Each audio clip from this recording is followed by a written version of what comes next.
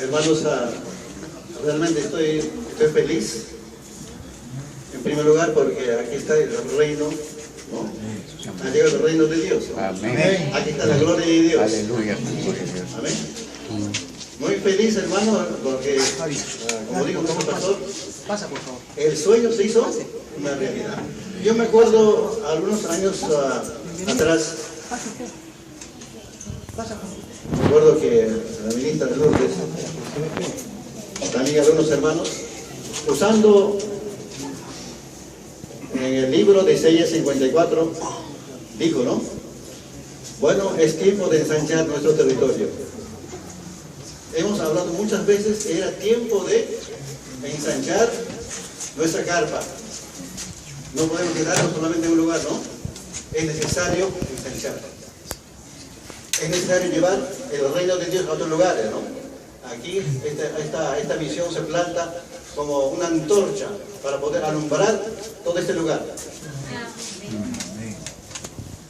El Señor está aquí. Amén. Llevamos nosotros el nombre de Dios. Somos Emmanuel, que significa el mismo Dios con nosotros. Amén. El mismísimo Dios está con nosotros. Gloria sea al Señor. Bueno, permítanme orar, hermanos, para poder compartir la palabra. Vamos a orar. Padre bendito, en nombre de Jesús, una vez más, Señor, levantamos ante ti nuestra alma. Gracias te damos, Señor, por tu presencia. Estás en este lugar. Juan, abran sus Biblias, hermanos.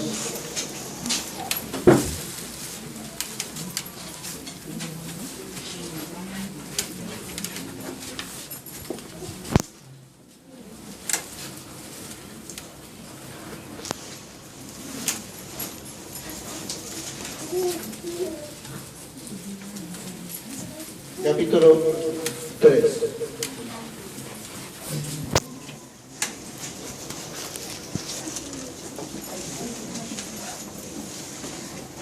¿Encontraron? Amén. Les voy a hablar en esta noche 3 obstáculos. ¿Ya? 3 obstáculos para no poder conocer a Dios. Voy a enumerar. El primer obstáculo es el pecado. El segundo obstáculo es la religión. El tercer obstáculo es la ignorancia espiritual. Vamos a avanzar hasta donde podamos llegar. Si no termino, terminaremos el próximo viernes. Leamos, vamos a entrar al primer obstáculo, primera de Juan, capítulo 3, versículo 4. Así dice la palabra: todo aquel que comete pecado, infringe también la ley. Pues el pecado es infracción de la ley. ¿Cuál es el primer obstáculo para no poder conocer a Dios? Para no poder seguir a Jesucristo. Es el pecado. El pecado. ¿Qué es el pecado? Infracción de la ley. El ser humano siempre está pecando constantemente. Con sus pensamientos, intenciones, miradas, obras, pero siempre estamos quebrantando la palabra de Dios, estamos quebrantando la ley de Dios. Y dice la palabra: todo aquel que peca, la ley le exige pago. Pecar no es gratuito. La ley te dice: págame. No hay perdón en la ley.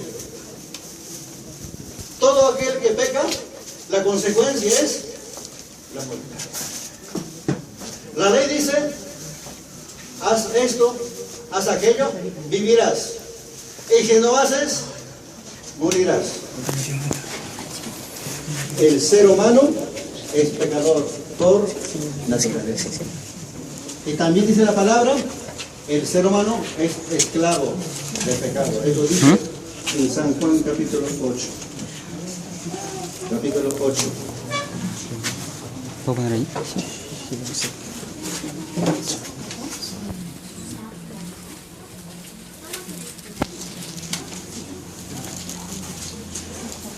Capítulo 8, 34, 36.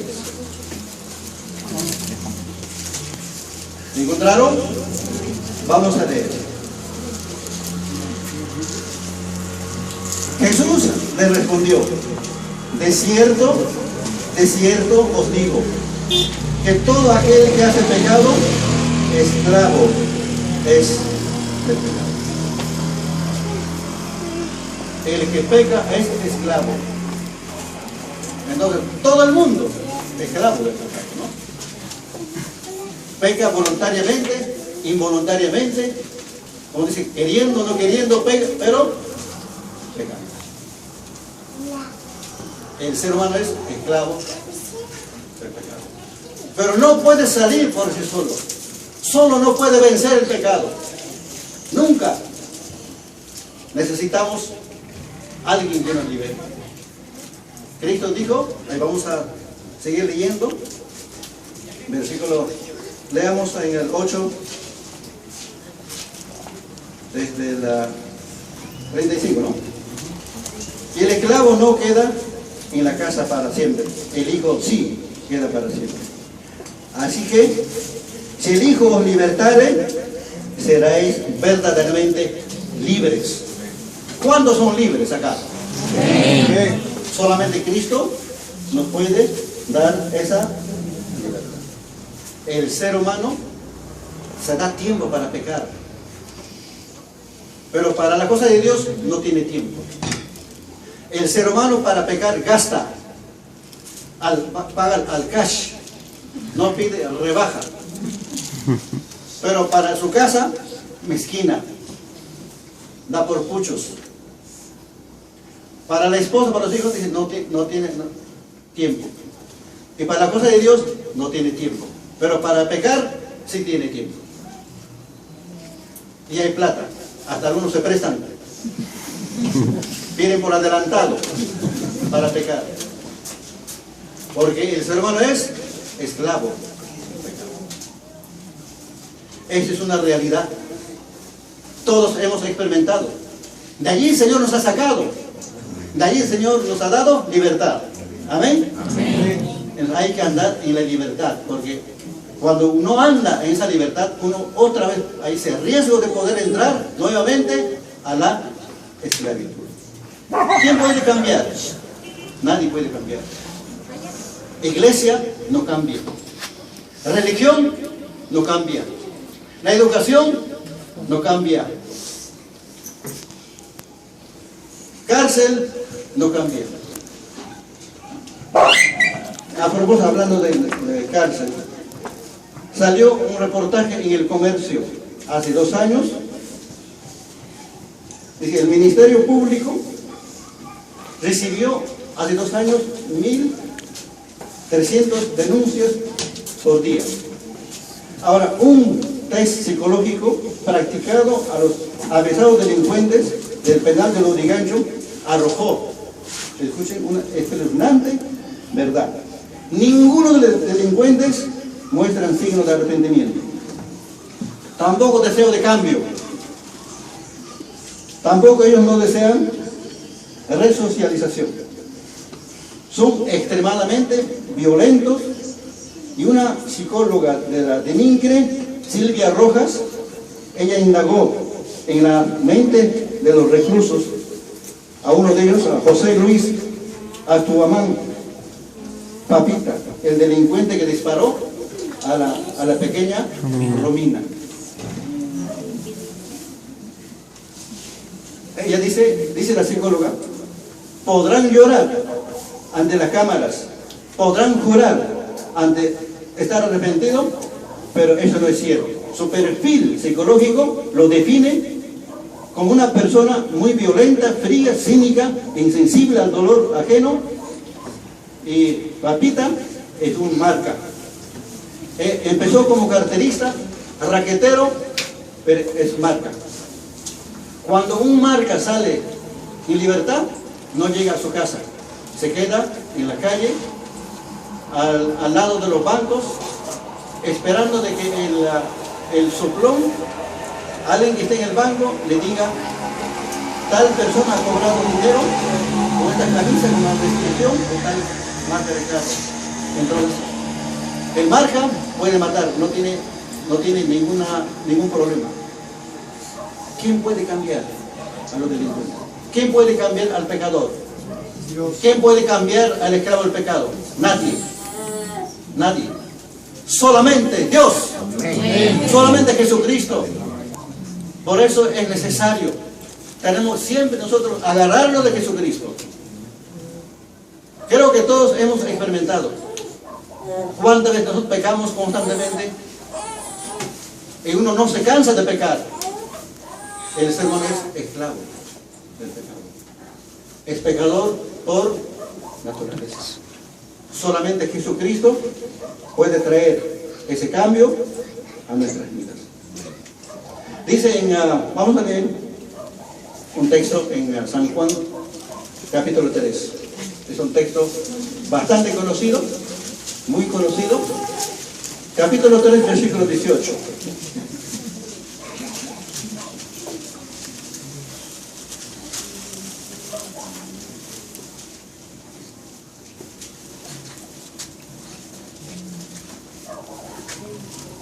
El que en él cree no es condenado, pero el que no cree ya ha sido condenado porque no ha creído en el nombre del unigénito Hijo de Dios.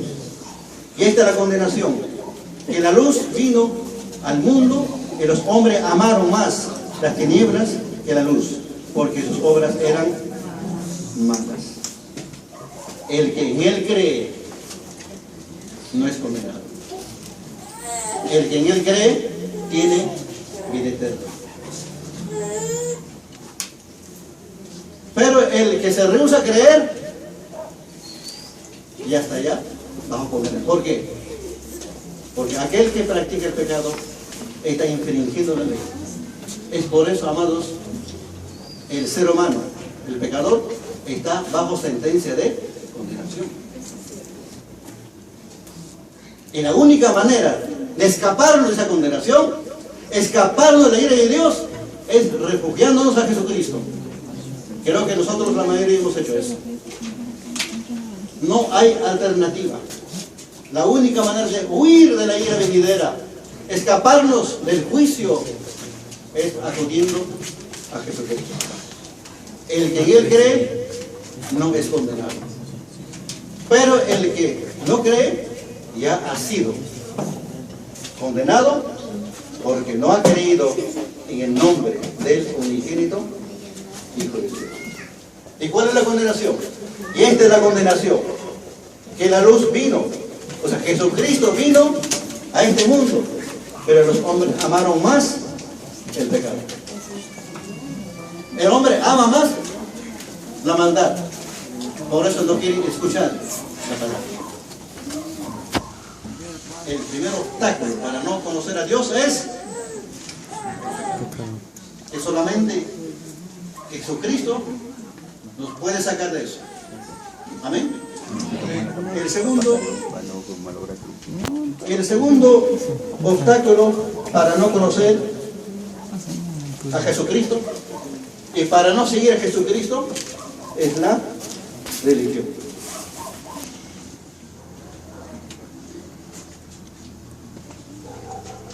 Dios no es religión. Jesucristo no es religión. El Evangelio no es religión. El regalo de Dios no es religión. En Juan 3:16 dicen, porque de tal manera Dios amó al mundo y dio a su Hijo. No dice dio una religión, sino a Jesucristo. El regalo de Dios no es religión, es Jesucristo. Él es la respuesta para nosotros. La religión es hecho aquí en esta tierra. El Evangelio viene de arriba, del cielo, pero la religión es hecho, es cultura por el hombre, hace el hombre. Así como esta ropa es cultura, parte de la cultura, también la religión es ideología, creencias, ritos, ceremonias. El hombre sistematiza una religión para buscar a Dios. Por eso la religión habla de la soberbia, de lo que el hombre hace para Dios.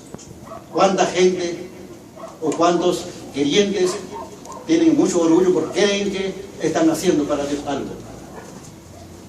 La religión es hecho por el hombre. La religión no nos puede unir a Dios, aunque significa ligar. El único que nos une al Padre es Jesucristo. El único camino. Él dijo, yo soy el camino, la verdad y la vida. Nadie va al Padre. Nadie.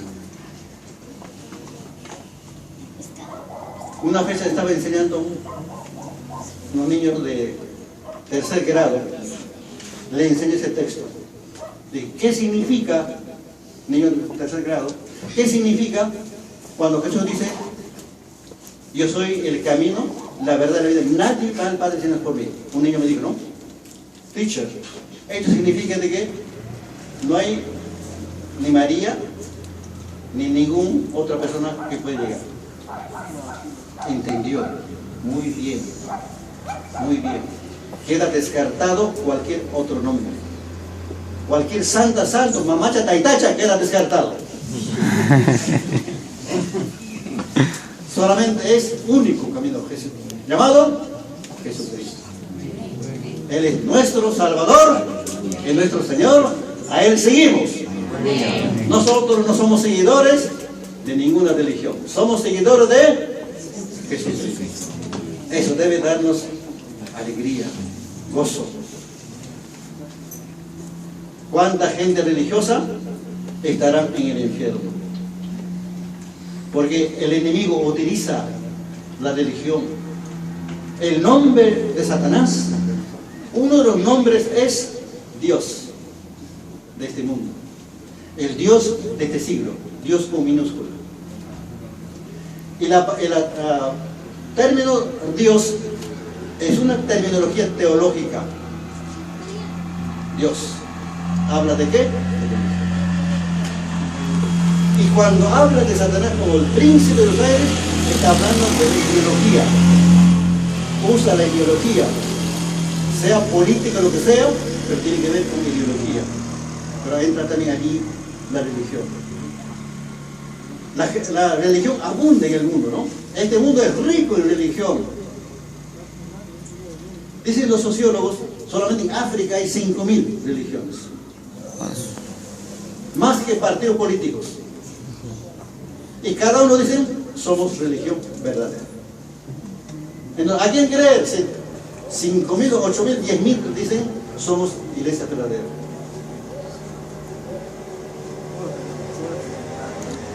Ninguna religión puede ser perfecta porque todo hecho por el hombre es imperfecto. Todo lo que el hombre hace es imperfecto. Por lo tanto, la religión también es imperfecta. Cuando yo hablo a alguien, hablo de Jesucristo, le digo, vecino o señor, quisiera conversar, quisiera compartir acerca de Jesucristo o del Evangelio de Jesucristo, ¿no? Le dice, oiga señor, háblame lo que sea, le puedo escuchar, pero menos del Evangelio, porque yo tengo mi religión. Yo soy fiel a mi religión. Impedimento. ¿Quién ha perseguido a Jesucristo? Religión. ¿Quién le crucificó a Cristo Jesús? Los religiosos. ¿Quién persiguió a la iglesia en primer siglo? La religión del judaísmo. ¿Quién persiguió a la iglesia? ¿Quién quiso exterminar a la iglesia en el siglo II hasta el siglo IV? La religión del Imperio Romano. ¿Quién persiguió a la iglesia cristiana en la Edad Media? Siglos XII, XIII, XIV, XV. La religión romana. ¿Y quién está persiguiendo a la iglesia cristiana en los países árabes? La religión musulmana.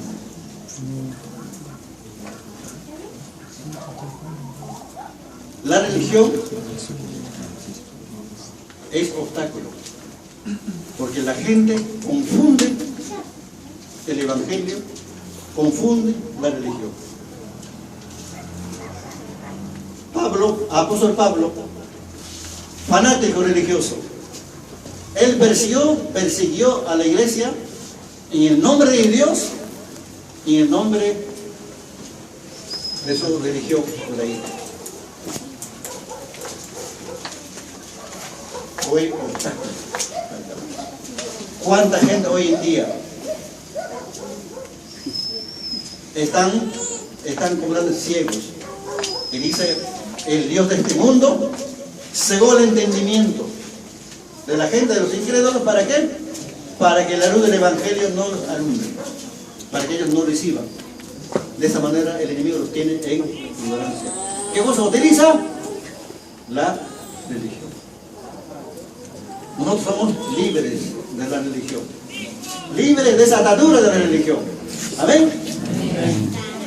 Digan con convicción, amén. Amén.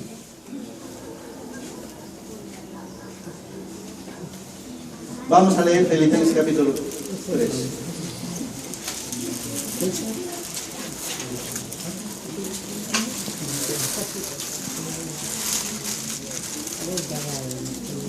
Capítulo 3, versículo 7. Te regalo, hermano, por tu esfuerzo. Filipenses capítulo 3.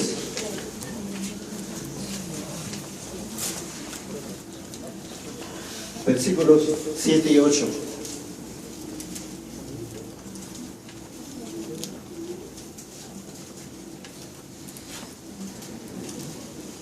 Pero cuántas cosas eran para mí ganancia, las he estimado como pérdida por amor de Cristo. Ciertamente aún estimo todas las cosas como pérdida por la excelencia del conocimiento de Cristo Jesús, mi Señor, por amor del cual lo he perdido todo y lo tengo por basura para ganar a Cristo. Gloria a Dios. Amén. Ese apóstol de los gentiles, gran apóstol, ¿no? Porque no era grandazo en estatura, ¿no? Era un gran ministerio, ¿no? Hombre fanático, religioso. Él sirvió, él creyó servir a Dios persiguiendo a la iglesia, porque era fanático, servidor de su religión. Y cuando él tuvo encuentro personal con Jesucristo, cambió totalmente. Un cambio total. Tuvo un encuentro con Cristo Jesús, cara a cara. Y sabemos, creo que, la vida de Pablo, ¿no es cierto? Por eso él dice, en versículo 7, ¿no? Cuántas cosas eran para mí ganancia. Las he estimado como pérdida. O sea, sin valor, por amor de Cristo. Y ciertamente, aún estimo todas las cosas como pérdida, por excelencia del conocimiento de Cristo Jesús, mi Señor, por amor del cual lo he perdido todo y lo tengo por basura para ganar a Cristo. Y cuando habla de eso, ¿de qué está hablando? Cuando habla lo tengo como pérdida, lo considero sin valor o como basura, está hablando de su estatus, está hablando de su religión, porque él sabía que la religión era obstáculo número uno. Y una vez cuando conoció a Jesucristo, lo dejó. Sí. Yo no sé cuántos en esta noche pueden decir, igual que Pablo, ¿no? Ciertamente aún estimo todas las cosas como pérdida por excelencia del conocimiento de Cristo Jesús, mi Señor, por amor del cual lo he perdido todo. Y lo tengo por basura, pero a fin de ganar a Cristo.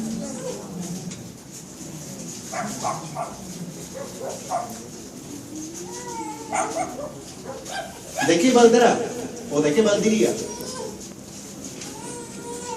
Si el hombre gana, busca ganancia solamente dejando el reino de Dios en esta tierra, dice, ¿de qué valdrá al hombre si ganara el mundo entero, si finalmente pierde su alma? Es una pérdida total. Aquí, hermano, hay una cosa tan importante. Prioridad número 1, busca el reino. No tiene ninguna comparación. No hay ninguna comparación.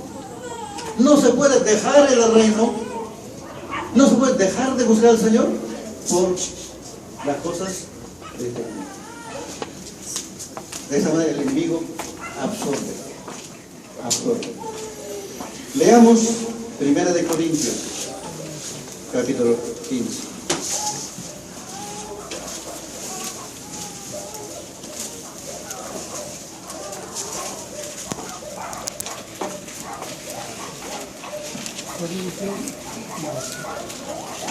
Los primeros 4 versículos.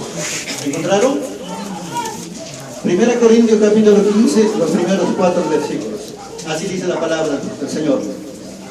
Además os declaro, hermanos, el evangelio que os he predicado, el cual también recibisteis, en el cual también perseveráis, por el cual asimismo, si retenéis la palabra que os he predicado, sois salvos. Si no, creísteis en vano. Porque primeramente os he enseñado lo que asimismo recibí, que Cristo murió por nuestros pecados conforme a las Escrituras. 4. Y que fue sepultado y que resucitó al tercer día conforme a las Escrituras. Quiero mencionar acá 2 cosas importantes, 2 obras grandes. Ese es el evangelio, que no es religión. La primera, versículo 3. Que Cristo murió por nuestros pecados, conforme a las... ¿Puedo permiso para entrar? Escuchen, hermanos.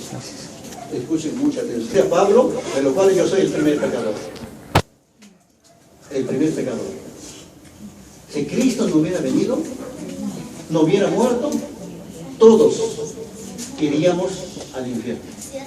Todos seríamos condenados. Pero Dios nos ama. Porque de tal manera Dios nos ama. Por eso Cristo muere en nuestro lugar. Esto hay que educar el alma. El alma tiene que entender. Cristo murió en nuestro lugar. Y cuando Cristo murió, Él pagó la deuda. ¿Cuál era la deuda?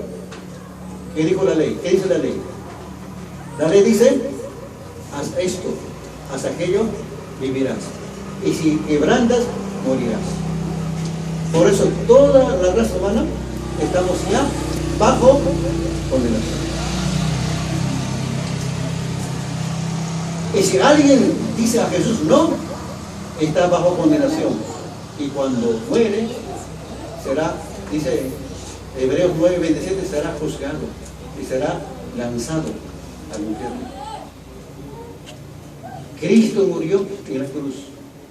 Entonces, Él nos puede dar perdón. Cuando alguien dice, Señor, perdona el pecado, pero ¿por qué Dios tiene, sobre qué base Dios tiene que perdonarnos? ¿Nos merecemos que nos perdone o no? ¿Nos merecemos? ¿Por qué Dios tiene que perdonarnos si hemos pecado? Si estamos quebrantando la ley miles de veces. ¿Usted sabe cuántas veces quebranta la ley de Dios al diario? No se puede saber. No se puede saber. Todos los días quebrantamos la ley de Dios. En primera de Juan 2, ¿sabe qué dice, hermano? Hermanos, escribo esta carta para que no pequen. Pero si alguien ha pecado, tenemos un abogado. Yo no tengo abogado porque no tengo problemas judiciales. Pero cuando hay conflicto judicial, necesitamos abogado, ¿no es cierto? Cuando alguien comete pecado, hay un problema judicial con Dios. Hay un problema con la ley. Y necesitas abogado. Necesitas abogado. Si alguien cometió pecado, tenemos abogado. ¿Quién es? Él no cobra honorarios. No. Él es. Entonces cuando pecamos, ¿a quién acudimos? A nuestro abogado. Y el abogado dice, él es mi siervo, a él es salvado por su pecado, ya ha sido ya pagué. Entonces procede el perdón. Ahora es un asunto, escúchame, doctrinal. ¿Por qué Dios tiene que perdonarnos su pecado? Es porque Cristo lo dio. Si Cristo no hubiera muerto por nosotros, no existiría perdón. Pero para eso tenemos que reconocer, Señor Jesús, gracias Señor. Te doy gracias Cristo, porque tú has muerto en lugar mío. Te reconozco Señor, tú eres mi Salvador. Entonces, cuando Señor perdona el pecado, procede. Luz verde. Procede el perdón. Y quedamos perdonados.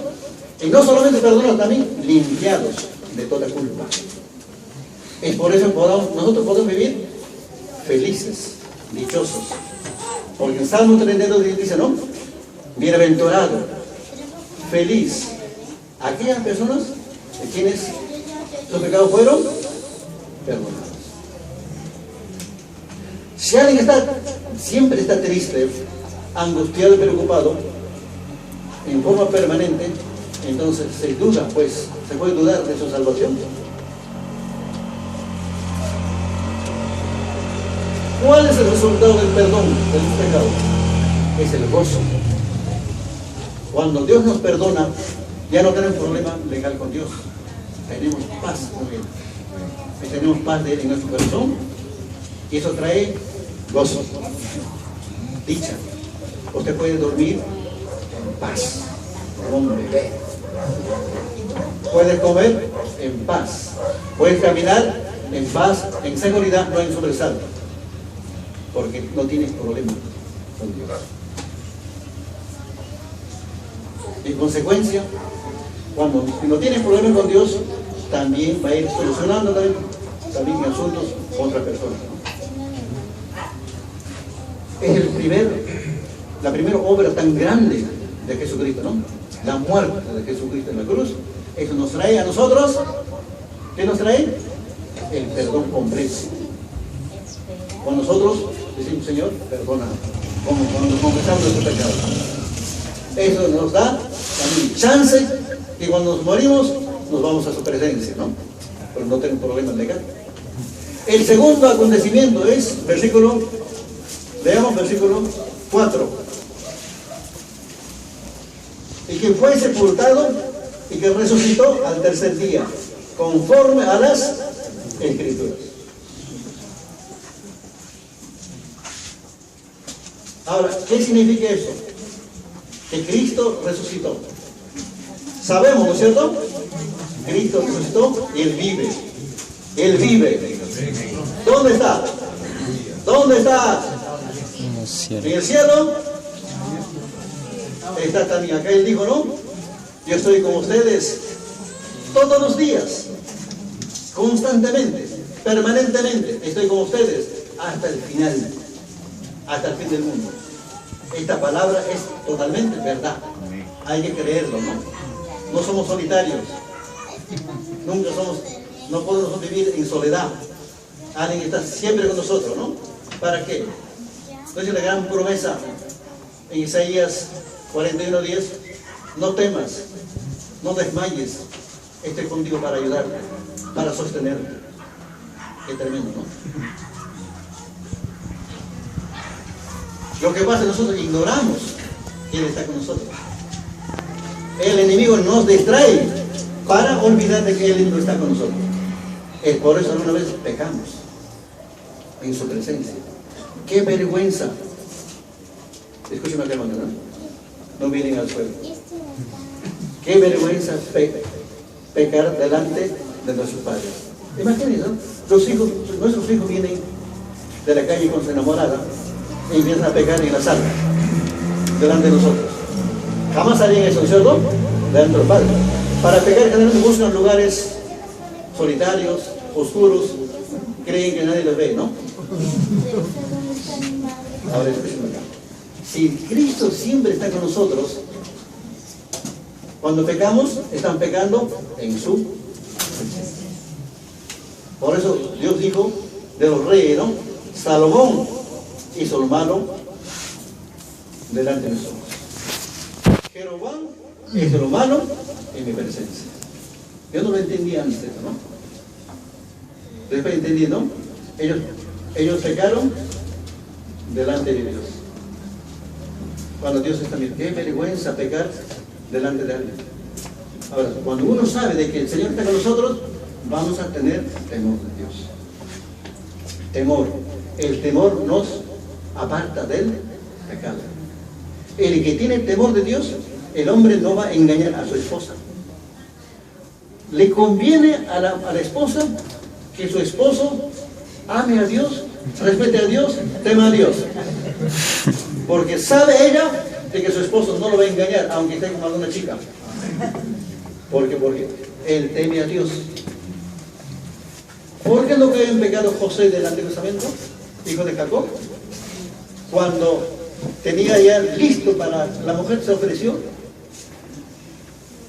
Él sabía de que Jehová estaba mirando. Sabía. Eso es un freno, ¿no? El temor es freno para no pecar.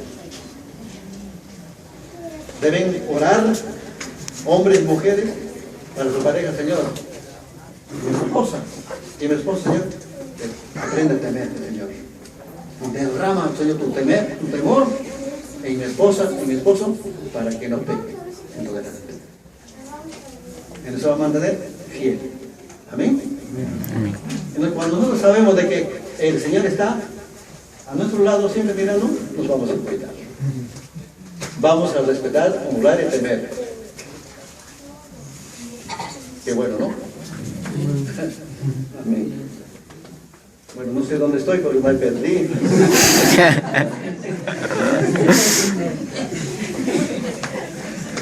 Esto no era el mensaje.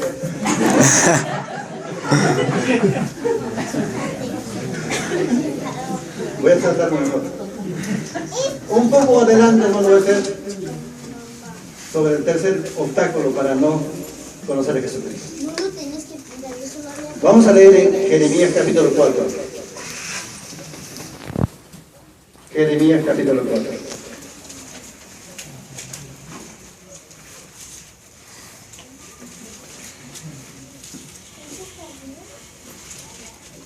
Pues no puedo demorar mucho porque los jóvenes mañana ni levantan a las 4 de la mañana. Así me dijo el ministro. Tienen que irse muy temprano. Por eso voy a hacerlo una hora nomás. Vamos a leer el versículo 22. El tercer obstáculo, sobre eso prediqué el miércoles. Pues no voy a predicar todo lo que he predicado, solamente un fragmento nomás, ¿no? Porque mi pueblo es necio. No me conocieron. Sus hijos son unos ignorantes que no son entendidos. Sabios para hacer el mal, pero hacer el bien no supieron.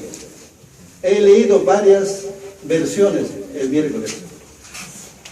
Hay versiones que hablan, pero muy fuerte. Hay 2 versiones católicas donde dice: mi pueblo es un estúpido. Son unos hijos tontos.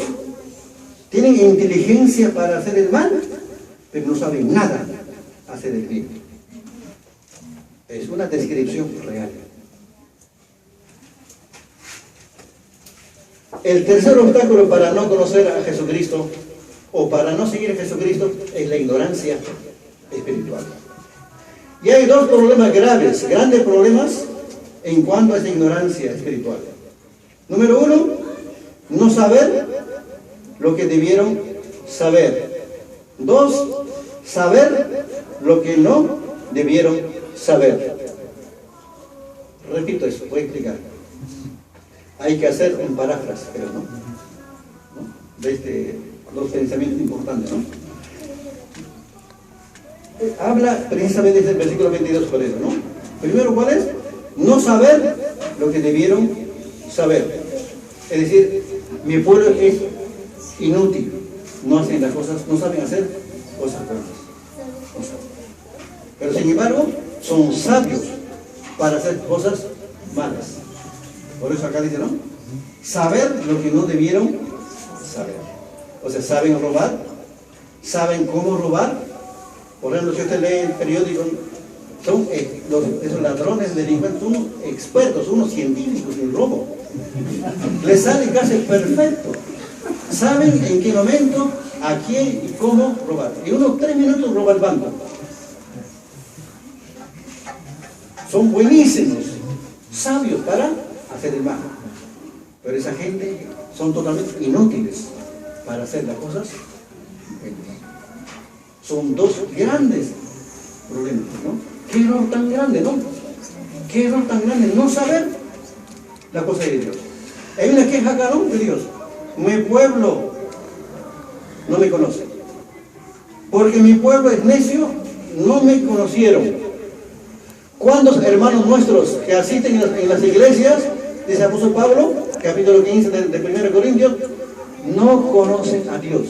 Para vergüenza os digo. No conocen a Dios, pero conocen el pecado. Tienen experiencia del pecado, conocen doctrina de los demonios. Muchos hermanos conocen mucho sobre el demonio, mucho de Satanás, pero no conocen nada de Dios. ¿Qué es de Dios? Y cuando adoran solamente de boca afuera. Dice Tito también 1:16, ¿no? Creen en Dios, pero por sus obras lo niegan a Dios. Alguien dijo, la Universidad de San Marcos es todo ateísmo. No es así. Hay pocos ateos en Marcos. ¿Sabe dónde hay más ateos? En las iglesias. Hablo del ateísmo práctico, no del ateísmo teórico.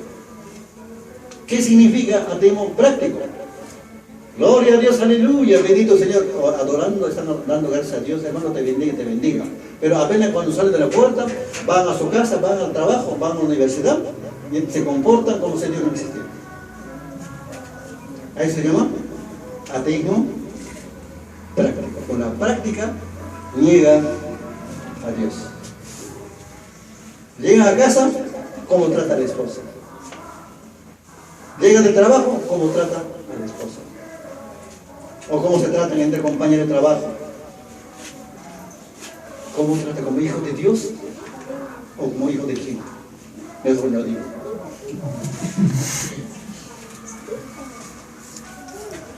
Oseas.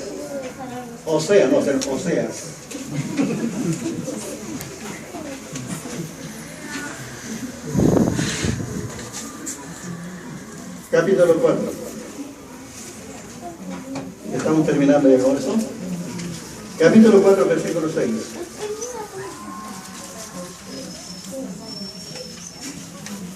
Mi pueblo fue destruido porque les faltó conocimiento. ¿Encontraron? Ya, vamos a leer. Así dice el Señor. Mi pueblo fue destruido porque le faltó conocimiento. Por cuanto desechaste el conocimiento, yo te desecharé del sacerdocio. Y porque olvidaste de la ley de tu Dios, también yo me olvidaré de tus hijos. Conforme a su grandeza, así pecaron contra mí. También yo cambiaré tu honra en su frente. Mi pueblo fue destruido, ¿por qué? Por ignorante. Mi pueblo fue destruido porque le faltó conocimiento. ¿Cuánta gente, hermanos nuestros, hermanos, están siempre preguntando, ¿cuál será la voluntad de Dios? Años tras años siempre están preguntando, ¿no? Quisiera saber cuál será el plan de Dios para mí. No conocen. No conocen. Dios nos llama a conocer. Dios nos llama a conocer su palabra, su voluntad, su propósito. Cuando Jeremías dice, Dios, a través de Jeremías, mis pensamientos no son vuestros pensamientos. Mis caminos no son vuestro camino. Eso no debe ser no debe funcionar con nosotros eso. No debe funcionar. Eso está hablando de Israel en tiempo de apostasía. Nosotros debemos conocer el camino de Dios. Amén. Debemos conocer los pensamientos de Dios. Debemos decir, Señor, tus caminos son mis caminos, tus pensamientos son mis pensamientos. Tenemos su ley de Él. Aquí está su palabra. Cuanto más usted conoce la palabra, tenemos sus pensamientos de Él. Y cuanto más andamos en obediencia, sus caminos serán nuestros caminos. Dios nos llama a conocer su voluntad, saber. ¿Cuáles son los dos grandes problemas de la ignorancia espiritual? ¿Cuáles son? Número uno. Pecado. Conocer. No importa, ya le pongan uno, el número 2, así. Conocer lo que no debieron conocer. No conocer lo que debieron conocer. ¿Qué tiempo, hermano, nosotros estamos dedicando a conocer a Dios, su voluntad, su palabra? Tenemos que esforzarnos, dice la palabra, esfuérzate, sea valiente, esfuérzate. Para poder escudriñar la palabra, para poder congregarnos. Sabemos que debemos congregarnos, sabemos que tenemos que nosotros compartir la palabra y no lo hacemos. ¿Por qué? ¿Dirá alguien? ¿No sabía? Sabemos, en 1 de Juan habla mucho sobre eso, ¿no? Sabemos que somos hijos de Dios. Sabemos de que Él vendrá pronto. Sabemos de que todo aquel que tiene esperanza se purifica a sí mismo. Sabemos. ¿Usted sabe? Si sabiendo no lo hacen, ahí está el problema, ¿no? Saben, pero saben lo que no deben saber. Pero no saben lo que deben saber. ¿En qué estás? ¿Cuál es la queja de Dios? Mi pueblo no me conoce. ¿Cuándo usted conoce al Señor? Usted cuando no conoce a Dios, usted no puede confiar en alguien. No puede confiar en Dios. ¿Usted puede confiar en alguien que no conoce? No. Para poder confiar en Dios hay que conocer. Salmo 9 habla sobre eso, ¿no? Habla sobre eso, ¿no? ¿En qué confiarán? ¿Quiénes? Los que conocen tu nombre. Y cuanto más conocemos, más confianza vamos a tener en el Señor. Más, ¿no? Por eso somos llamados a conocer, a crecer en conocimiento, a crecer todos en conocimiento. Debemos estar preparados cuando Cristo venga. ¿Cuándo están preparados para que Cristo venga? Les digo una cosita. Si ustedes están preparándose, ustedes no se irán con el Señor. Hay que estar preparados, no preparándose. Las 10 vírgenes, ¿no? Las 5 estaban preparadas, no estaban preparándose. Las otras 5 estaban tratando de prepararse. Y cuando vino el esposo, no se fue, se quedaron, porque estaban preparándose. Hay que estar preparados. ¿Estás preparada? ¿Estás preparado? Si no estás, ahora puedes hacerlo. Amén. Acá corto el mensaje. Dios bendiga su palabra. Puesto de pie, hermano.